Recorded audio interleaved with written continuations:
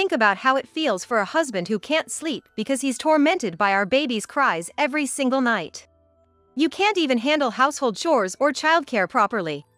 You're such a half-baked wife. Aren't you ashamed, being a full-time housewife? If you want to start over, cool your head and come back.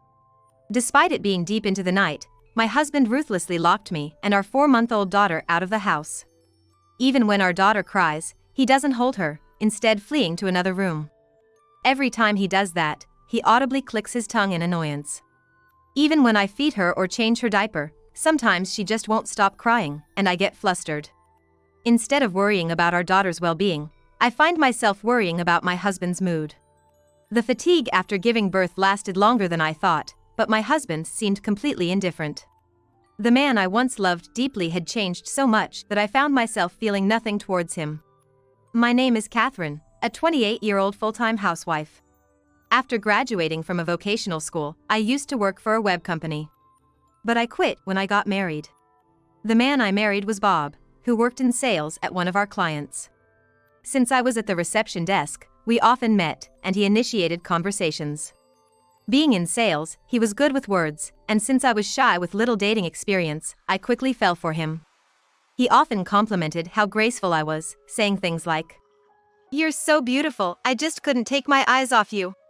So, being naive, I pursued him, and we started dating. I was blindly in love with him, so I pretty much agreed to whatever he said. When he said he wanted to get married, I immediately agreed without giving it much thought. Ever since we were dating, he would say things like, "I'll be the breadwinner. I want my wife to focus on household chores." Or, "I want kids in 3 years. They'll take up these hobbies." And he had strong ideals about married life. I thought it was wonderful, so I felt happy to be with a dependable husband. In fact, Bob worked in a trading company, had a good income, and was climbing the corporate ladder smoothly. However, he's extremely concerned about keeping up appearances and demanded perfection in my housework. Bob had many friends, and almost every weekend, he'd bring colleagues home without notice. Those times were especially tough. Even when we were home, we couldn't relax. Some friends with bad drinking habits would make noise late into the night, making it impossible for us to have a restful weekend together. Still, it was better than him coming home drunk in the early hours. And when I became pregnant, he suddenly stopped doing it, which made me happy. Bob talks big, but I thought it might just be because of his job. I cherished the joy of our growing family every day. But after giving birth to our daughter, my life turned into a nightmare. Our long-awaited daughter was born 4 months ago. She's a cheerful and adorable child who has recently started rolling over. Bob is still very busy, often leaving Catherine and our daughter alone from morning to night. I was well aware of this, but Bob seemed to have no interest in our daughter.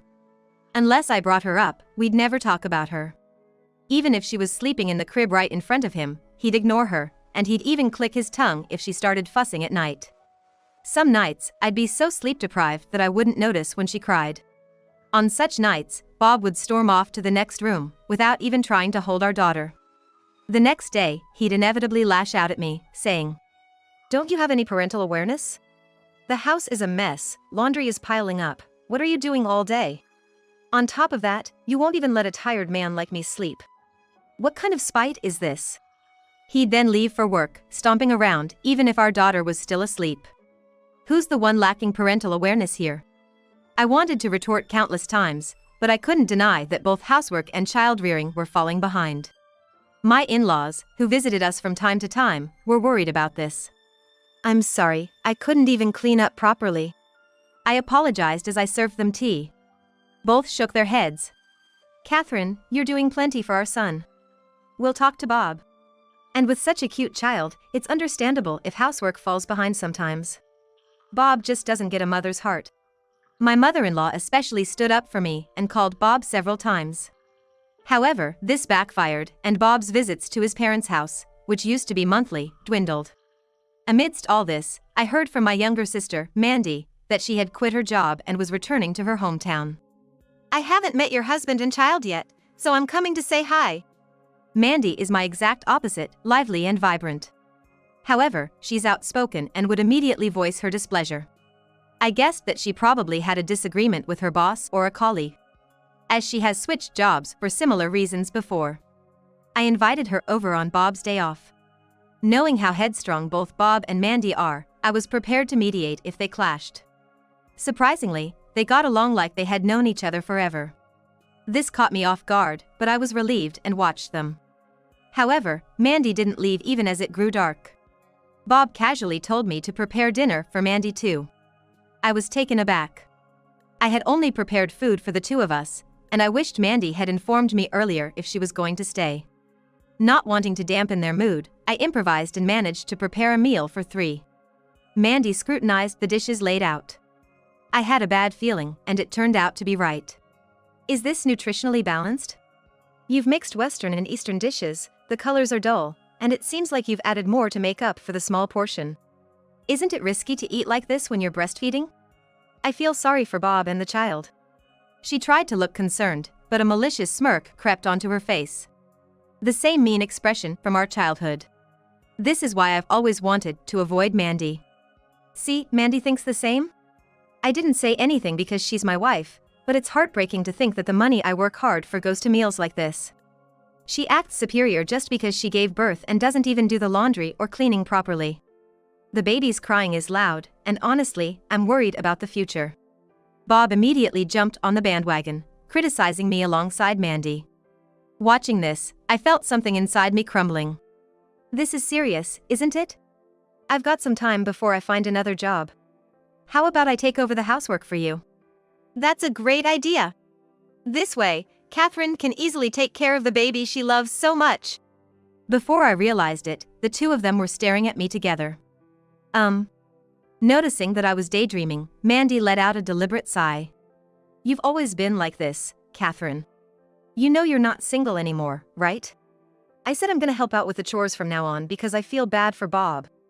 We can't ask you to do that, it's a family issue. I wasn't expecting Mandy to stay this late, so I just whipped up whatever I had. We're usually fine, you know. I didn't know what would happen if my incompatible sister came to my house. Even though she's my real sister, I just couldn't stand her invading my space. You're the one who couldn't handle things. Stop making excuses. You should reconsider your role as a wife. My husband, feeling backed up, was even more sarcastic to me than usual. Mandy's frequent visits were pretty much forced upon us, and I felt choked by the situation. The next day, Mandy showed up early at my place. She had several bags in her hands, so I asked, "What's with all the bags?" "Just in case I end up staying over. Unlike you, Catherine, who knew I was coming and only prepared food for the two of you." She gave me that smug smile again. "Where's Bob?" she asked.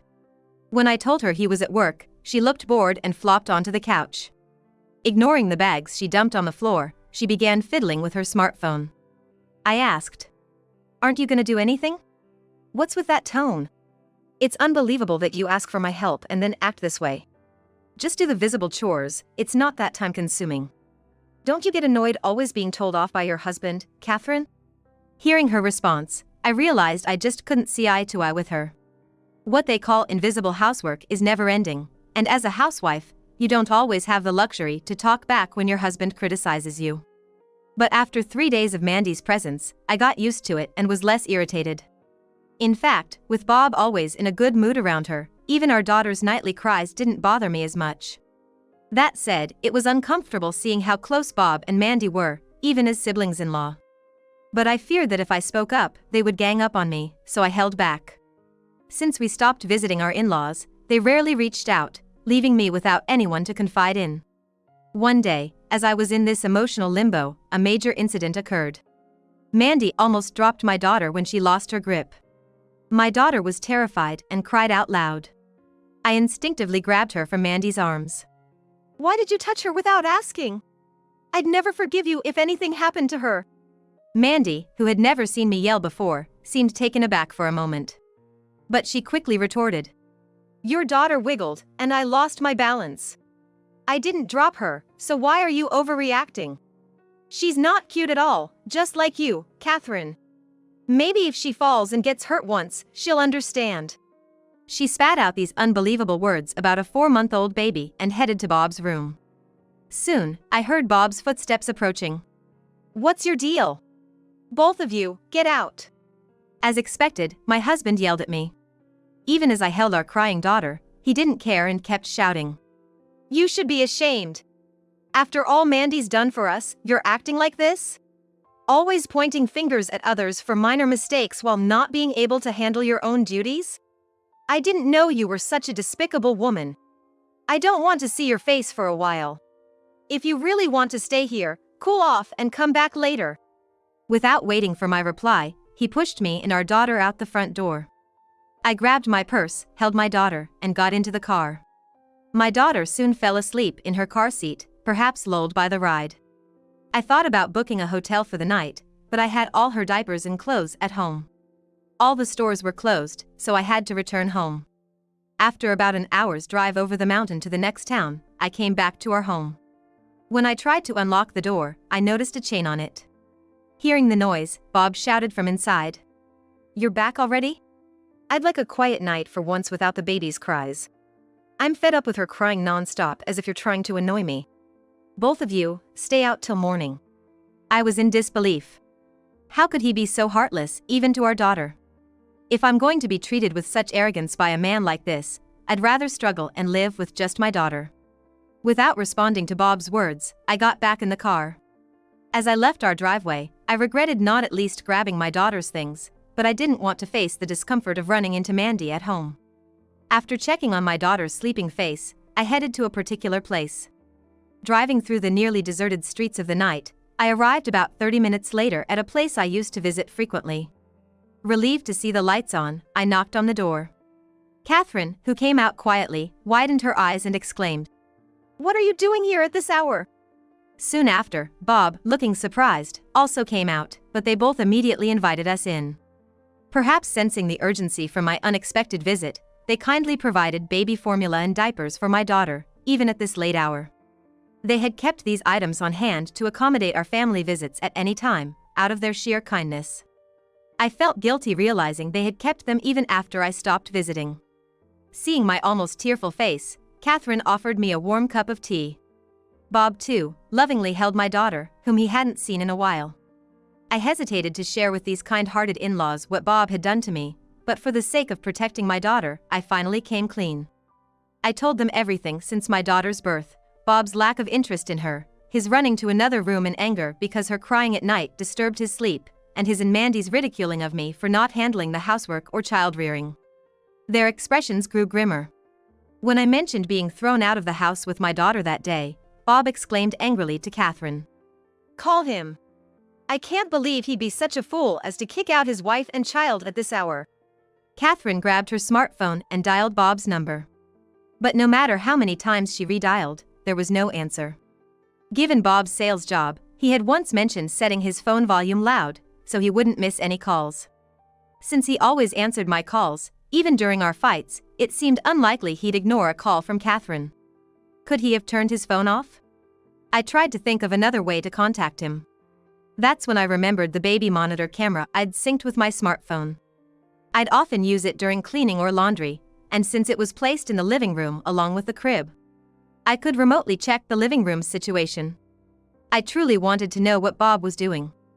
But what I saw live were the indecent figures of Bob and Mandy. A silent scream escaped my lips, yet a part of me felt it was somewhat expected. Their overly close bond as in-laws, their conniving ways, their mocking behavior, and knowing that Bob had a preference for women like Mandy were all clear. Despite not caring about Bob, my heart ached deeply. Determined not to let this pain go to waste, I began recording the footage. "Would you please watch this with me?" I asked Bob's parents. The moment they saw it, my mother-in-law collapsed into my father-in-law's arms. He was now pale, staring at the screen. As cruel as it was to them, I wanted a witness to what I'd seen. My father-in-law continued to call Bob on behalf of the devastated mother-in-law, but naturally, there was no answer. In the meantime, I called my own parents and briefly explained the situation. They immediately agreed to drive over, so we hastily decided to meet up. Of course, the meeting place was our home, now transformed into the love nest of Bob and Mandy. Just an hour later, my daughter and I, along with both sets of parents, stood in front of our house. Given the situation, without much greeting, I took the lead and rang the doorbell. As expected, Bob and Mandy, anticipating my return, ignored it. Keeping my calm, I rang the bell over and over. After a while, Bob finally opened the door with a lazy look. At that instant, both sets of parents barged in. My daughter and I followed suit. Bob panicked as the parents stormed in, looking pitiful in just a t-shirt and boxers. "Hey, what the hell is this?" Before I could respond, a woman's scream echoed from the living room. That voice, without a doubt, was my younger sister's. When I walked in, Mandy was sitting on the floor, dressed only in her underwear. It seemed like one of our parents might have slapped her. She was holding her cheek and tears were streaming down her face. My father-in-law grabbed Bob's arm and forced him to sit down next to her. Then the blame game began. Our parents scolded Mandy, and my in-laws lashed out at Bob. It was a barrage of harsh words like, "How dare you try to replace your own sister? How could you leave your wife and daughter out so late? What if something had happened? Aren't you ashamed of yourselves despite being family?" And so on. If only they had cried or apologized, it would have given everyone some relief, but their reactions were entirely different. "First off, how could you even call our parents and make them come all this way, Catherine? Did you set up a camera to spy on your husband? It's your fault for doing such a shady thing in the first place. You better apologize to everyone for invading our privacy. I can't believe there was a camera in the room. So, you never trusted me from the beginning, huh? After all, you've been comfortably living off my salary, playing the housewife, and now you pull a stunt like this? Our relationship is over, and it's all because of you." To think that both of them would blame me like this, it felt like they had been taking me for granted. Deep down, I wondered what our parents must be thinking of me. The shame of having your own sister steal your husband is unbearable. I could feel tears building up, so I stared them down, trying hard not to blink. "I'm sorry for using the baby monitor in this way. I should have used it to watch over our daughter. But now I know that both of you are truly scumbags." Upon hearing this, for the first time, Bob seemed taken aback. That camera was something we had decided to buy together when we found out I was pregnant. It was the first thing we bought for our daughter, but Bob seemed to have completely forgotten about it. He fell silent. But Mandy retorted, "So what? It's still an invasion of privacy. You always pull these sneaky moves, Catherine. It's obvious why I'm upset. You're so mean yet you snagged such a good husband. I'm also of marrying age, and I thought I could replace a clueless wife like you and find happiness. You're just after Bob's money, aren't you?" Hearing this, Mandy hesitated a bit. Without missing a beat, I continued. "Ever since I got married, you've been constantly asking about Bob's salary and bonuses. Both Mom and Dad had to calm you down back then. Weren't you always so obsessed with money? Is that why you're still single?" Those words seemed to hit her hard, and her face turned crimson. For Mandy, who was anxious about getting married, my remark about her being single was a huge blow. She snapped back, even more angrily. "Don't get too cocky just because you think you and your child are cuter than me. How much more do you plan to interfere with my life? Didn't you hear Bob earlier? He hates you too. So, everything would be settled if you were out of the picture, right? Don't you think it's pitiful for your child to have a single parent? I can raise her better than you, so just hand her over." My sister approached aggressively, ready to grab me. Until now, I would have been intimidated by her aggression, but not today. With a sharp slap sound, she staggered backward. The cheek of my sister that I slapped turned red. It was the opposite side from where I had held her just moments ago. "Enough with belittling my daughter. She's not a toy for adults. If you want custody that badly, let's fight it out in court. My love for this child isn't something cheap and dirty." My mom and mother-in-law tried to calm me down, each from one side. Protected by our parents, my daughter and I decided to return to my family home temporarily. My husband sat on the floor, seemingly in shock, and my sister, perhaps tired from shouting, just glared at us silently as we headed for the door. Exiting the house, we reached the parking lot and said our goodbyes to my in-laws. "We're on your side, Catherine. Things might get tough, but you can always lean on us." I couldn't hold back tears when my mother-in-law gave my hand a reassuring squeeze. I expressed my gratitude to both of them. Weeks went by, which felt longer than I ever remembered. Until the court's decision came in, it felt like I was hardly alive. I had stood up to my husband and sister, but there was still the looming fear of being separated from my daughter. In the end, surveillance footage exposed the affair between my husband and sister. The divorce went through, and I got full custody. Through a lawyer, I demanded child support and a division of assets from Bob. Starting this month, he's scheduled to make payments little by little. My husband, who apparently had his student loans previously covered by his parents, had to start paying them himself. Due to this sudden financial burden, he called me in protest. However, I calmly told him not to contact me again since we were now divorced, and I stopped taking his calls. After that, the two got married. I reported the situation to my ex-husband's and my sister's companies. As a result, it seems my ex-husband became the talk of the office. Superiors who knew he had been married to me apparently gave him cold looks, making him feel so out of place that he supposedly resigned from his position.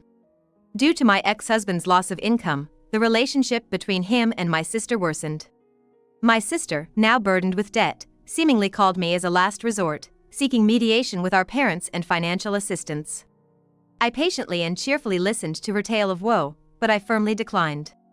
The divorce and relocation processes were made very smooth, thanks to the proactive assistance of both my parents and in-laws. Our daughter is now often cheered up by her loving grandparents, and she laughs more than she did before. We are about to begin a life as just the two of us, but there is nothing to worry about. I am confident that calm and peaceful days await us.